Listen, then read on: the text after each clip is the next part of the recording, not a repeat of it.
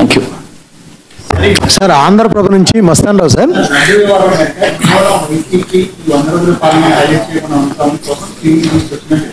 అదే కాకుండా రాజకీయంగా వైసీపీ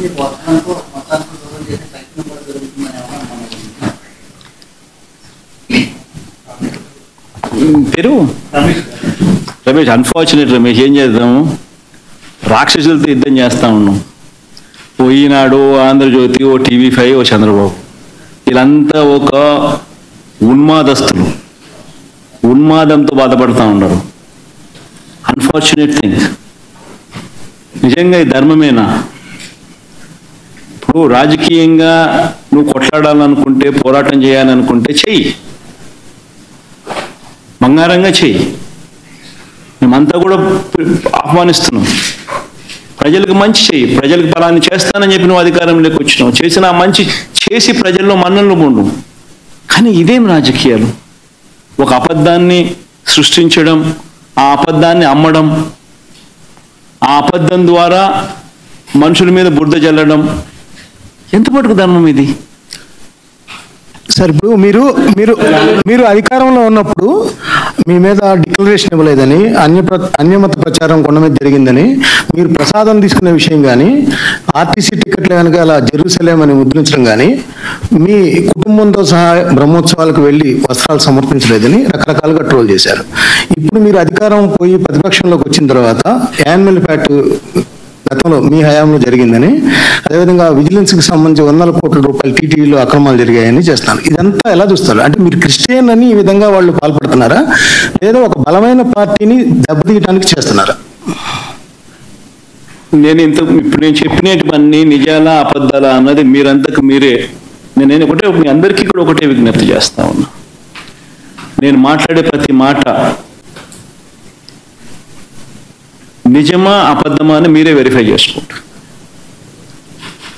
నేను మాట్లాడే ప్రతి మాట లాజిక్గా మాట్లాడుతున్నానా లేదా అనేది మీరే వెరిఫై చేసుకుంటారు.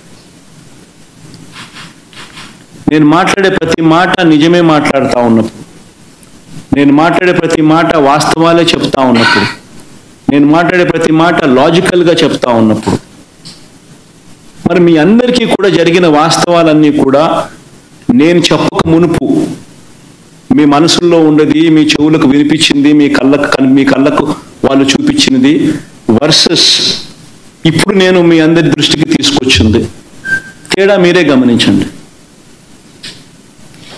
తేడా గమనించిన తర్వాత నేను మిమ్మల్ని అందరినీ కూడా కోరేది ఒకటి, రాజకీయాలు ఈ మాదిరిగా చేయడం ధర్మమేనా?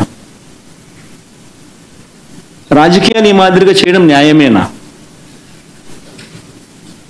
అని స్ట్రైట్గా నేను మీ మనస్సాక్షిని ఈ మాట అడగండి అని మిమ్మల్ని కోరుతాం. Ask yourself, is this how you want politics to be? అడగండి. ధర్మం కాదు, న్యాయం కాదు. రాజకీయాలు చేయాలనుకుంటే ఏదైనా స్ట్రైట్గా చేద్దాం. సార్, మెడికల్ కాలేజీలు ప్రైవేట్ పరం చేయడం అంతా స్కామ్ ఉందంటున్నారు. ఎలాంటి స్కామ్ ఉందని? మెడికల్ కాలేజీలు నిజంగా కూడా 8,400 కోట్లకు సంబంధించిన బడ్జెట్కి అయ్యే ఖర్చులు ఆల్రెడీ స్థలాలు ప్రొక్యూర్ చేసినారు, అయిపోయింది. 2,400 కోట్ల రూపాయలు పెట్టుబడులు కూడా పెట్టడం జరిగింది. బిల్డింగులన్నీ కూడా చాలా చోట్ల అడ్వాన్స్డ్ స్టేజ్లో ఉన్నాయి. 5 చోట్ల మెడికల్ కాలేజీలు ఆల్రెడీ స్టార్ట్ అయిపోయినాయి. ఇంకొక 5 చోట్ల పూర్తిగా ఈ సంవత్సరము మనం కట్టిన బిల్డింగులు చూపిస్తే వాళ్ళు సీట్లు ఇచ్చే పరిస్థితి కూడా రెడీగా వాళ్ళు ఆల్రెడీ చెప్పడం జరిగింది. మరి అటువంటి పరిస్థితిలో ఉన్న ఈ మెడికల్ కాలేజెస్ను, గవర్నమెంట్ మెడికల్ కాలేజెస్ను నువ్వు అమ్మేయడానికి సిద్ధపడితే, ప్రైవేటైజ్ చేయడానికి సిద్ధపడితే దాని అర్థం ఏంటి? అసలు ప్రైవేట్ మెడికల్ కాలేజెస్ అన్నది నువ్వు స్కాములు చేసి నీ దగ్గర వాళ్ళకు నువ్వు అమ్మాలనుకునే ఒక స్కామ్ చేయడం ధర్మమేనా? అసలు ప్రతి జిల్లాలోనూ ఒక మెడికల్ కాలేజ్ వస్తే దానివల్ల జరిగే మంచి ఏమిటి తెలుసా? ప్రతి జిల్లాలోనూ ఒక సూపర్ స్పెషాలిటీ హాస్పిటల్ వస్తుంది, టెరిషరీ కేర్ ఇంప్రూవ్ అవుతుంది.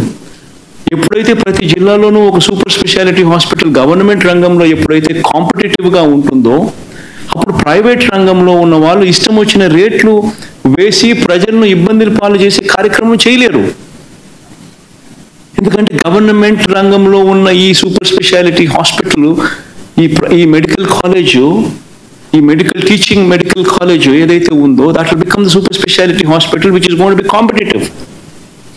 ఈ కాంపిటీషన్ అనేది ఎప్పుడైతే ఉంటుందో అప్పుడు అప్పుడు ఈ ప్రైవేట్ హాస్పిటల్స్ ఇష్టం వచ్చిన రేట్లు ఛార్జ్ చేసి పేదవాడిని ఇబ్బందులు పాలు చేసే కార్యక్రమం జరగదు. అది ఒక అడ్వాంటేజ్. అయితే రెండో advantage the number of seats it will add. ప్రతి మెడికల్ కాలేజు 150 సీట్లు అదనంగా యాడ్ అవుతాయి. ఇందులో ఈ అదనంగా యాడ్ అయ్యే ఈ ప్రతి మెడికల్ కాలేజ్ సీటు ఆ హాస్పిటల్లోనే ఖర్చు అవుతుంది. ఆ హాస్పిటల్కే పెడతారు, ఆ మెడికల్ కాలేజ్ కోసమే ఖర్చు పెడతారు. ఆ కాలేజ్ బతుకుతుంది, ప్రైవేట్తో గొప్పగా కాంపిటీషన్ నిలబడగలుగుతుంది, పిల్లలకు మేలు జరుగుతుంది, ప్రజలకు మేలు జరుగుతుంది. అలాంటి దాన్ని నువ్వు నీ స్కాముల కోసం అమ్మాలనుకోవడం ఎంత మటుకు ధర్మం?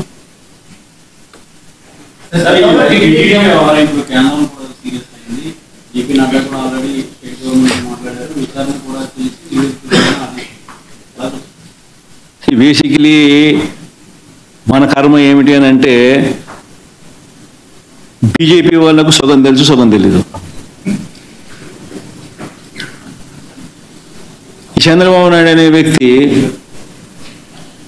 పూర్తిగా అబద్ధాల మనిషి, మోసాల మనిషి. ఇవన్నీ నేను చెప్పినటివన్నీ వాస్తవాలు అయినప్పుడు టీటీడీ బోర్డులో కూడా ఇదే బీజేపీ పార్టీకి సంబంధించిన సీనియర్ మంత్రులకు సంబంధించిన రిప్రజెంటేటివ్స్ కూడా బోర్డులో సభ్యులుగా ఉన్నప్పుడు ఈ ప్రొసీజర్, ఈ ప్రాసెస్ అనేది వాళ్ళకి తెలియదా? కనుక్కోమని. తెలియకపోతే కనుక్కోమని చెప్పండి. కనుక్కొని తప్పు చంద్రబాబు నాయుడు అనే వ్యక్తి ఈ మాదిరిగా దుష్ప్రచారం చేసి ఉంటే చంద్రబాబు నాయుడు అనే వ్యక్తి మీద అక్షింతలు వేసే ధైర్యం ఈ బీజేపీ పార్టీకి ఉందని నేను అడుగుతాను. నిజంగానే వాళ్ళలో చిత్తశుద్ధి ఉంటే, నిజంగానే వాళ్ళ హిందువుల రిప్రజెంటేటివ్ కింద వాళ్ళు నిజంగానే నిజంగా వాళ్ళు మనుషులైతే, సిన్సియర్ మనుషులైతే చంద్రబాబు నాయుడు తిట్టాలి, చంద్రబాబు నాయుడును అక్షింతలు వేయాలి. ఇంత దుర్మార్గం చేయడం ధర్మమేనా చంద్రబాబు అని చెప్పి చంద్రబాబు నాయుడును గట్టి కడగాలి. నిజంగానే వాళ్ళలో సిన్సియారిటీ ఉంటే చేయమని చెప్పండి. లడ్డూ విషయంలో రెచ్చగొట్టడానికంటే మనోభావాలు దెబ్బతింటున్నాయి, నిరసన లేపాలి, పోరాటాలు లేపాలి, ఇలాంటి సమస్యలు కూడా కాల్చేస్తుంది. ఈ టైంలో మీరు డివోటీస్ చెప్పారు, వరల్డ్ వైజ్ డివోటీస్ ఉన్నారు. అట్లాంటి వాళ్ళకి ఏం అప్పీల్ చేస్తారు? తెలియని వాళ్లకు ఏం జరుగుతా ఉందో మిస్లీడ్ అయిపోయినప్పుడు ఎవరికైనా కానీ భావోద్వేగాలు పెరుగుతాయి. దట్ ఈస్ ఎగ్జాక్ట్లీ వాట్ చేయకూడని పని. చంద్రబాబు నాయుడు నేను తప్పుపట్టేది అందుకనే తప్పుపడుతున్నా. ఎందుకు తప్పుపడుతున్నా? చంద్రబాబు నాయుడు ఎందుకు తప్పుపడుతున్నా? తాను చేసిన తప్పుని ఎందుకు చెప్తా ఉన్నా? ఎందుకనంటే తాను కావాలని భావోద్వేగాలను రెచ్చగొట్టే విధంగా తప్పుడు ప్రచారం చేస్తా ఉన్నాడు. కానీ యాక్చువల్గా ఏంది, ప్రొసీజర్ ఏంది అనేది క్లియర్ కట్గా ఉన్నప్పుడు, క్లియర్ కట్గా కనిపిస్తా ఉన్నప్పుడు, తెలిసినప్పుడు ఈ మాదిరిగా దుష్ప్రచారం చేయడం ధర్మమేనా?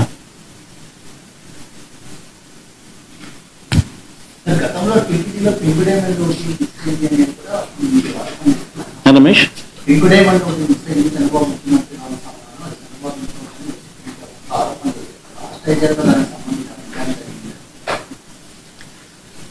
చంద్రబాబు నాయుడు అనే వ్యక్తికి దేవుని మీద భక్తి ఎప్పుడూ ఉండదు. నేను రాసి చెప్తున్నా. చంద్రబాబు నాయుడు అనే వ్యక్తి దేవుడిని రాజకీయాల కోసం ఉపయోగించుకునే అత్యంత హేయమైన మనసు కలిగిన వ్యక్తి. ఆ మనిషికి ఎప్పుడు భక్తి లేదు, భక్తి ఉండదు కూడా. అటువంటి వ్యక్తి తన హయాంలో ఏదైనా కానీ చెడు టీటీడీకి ఏదైనా జరిగే కార్యక్రమం జరిగి ఉన్నా అది ఒక్క ఆయన హయాంలో మాత్రమే జరగగలుగుతుంది. మిగతా ఎవరి హయాంలో జరగదు. ఎందుకంటే ఆయనకు దేవుడు అంటే భయము లేదు, దేవుడు అంటే భక్తి లేదు. ఆయన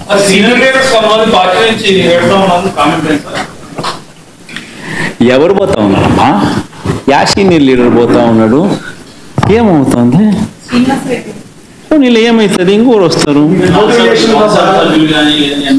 దుర్గా, అల్టిమేట్గా ఒకటి గుర్తుపెట్టుకోవాల్సింది ఏంటంటే దుర్గా, ఎప్పుడైనా కూడా ఒకటి గుర్తుపెట్టుకో, లీడర్ అనేవాడు ప్రజల నుంచి పుడతాడు. మీ అందరూ గుర్తుపెట్టుకునే మాట నేను చెప్తున్నా. లీడర్ ఎప్పుడు ప్రజల నుంచి పుడతాడు. యాంటీ ఇన్కంబెన్సీ అన్నది ఏదైతే ఉందో, ఈ సూపర్ 6లు సూపర్ 7లు ఎప్పుడైతే వీళ్ళ అబద్ధాలన్నీ మోసాలు అయినప్పుడు, వీళ్ళ మోసాల నుంచి అది కోపం అయినప్పుడు ప్రజల్లోకి, ఆ కోపం నుంచి వచ్చే ఓటు ఎవరినైనా కాల్చేస్తుంది.